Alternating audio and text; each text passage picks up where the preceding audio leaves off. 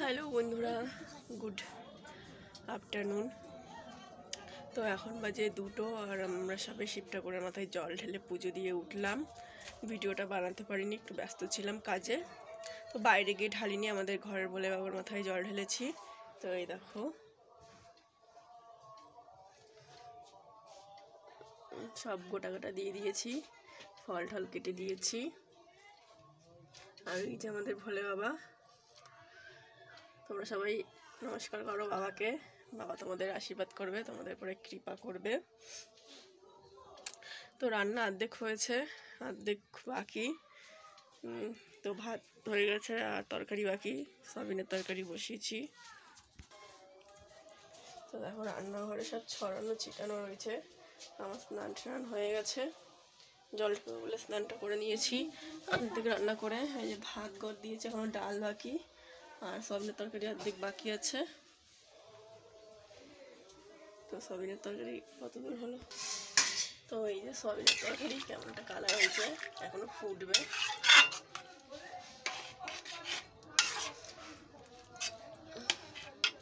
তো গ্যাসটা লিভিয়ে দিয়ে গেছিলাম, তখন ধরিয়ে দিলাম। আর ডাল সোমবারের দেবো। আর এই যে ফলটা খাই, ফুল আমি প্রথম খাচ্ছি, এখনো খাইনি সরস্বতী পুজোর পরেও।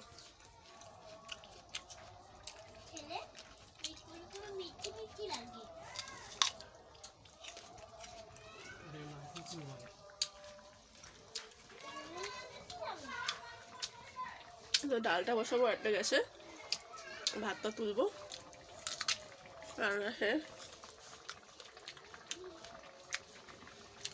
তো আজকের দিনে তো ভাত খেতে নেই, সাবু রুটি এগুলো খেতে হয়। কিন্তু যেহেতু আমরা সেরকমভাবে এটা করিনি, তাই এগুলোই খাবো। আর তারপর একটু টাকা পয়সারও টান আছে,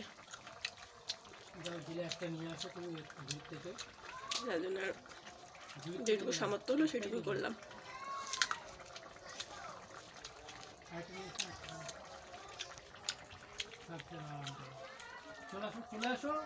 চলো বাকি রান্নাটা সেরে নিয়ে তারপরে কথা বলবো তোমার সাথে। টাটা।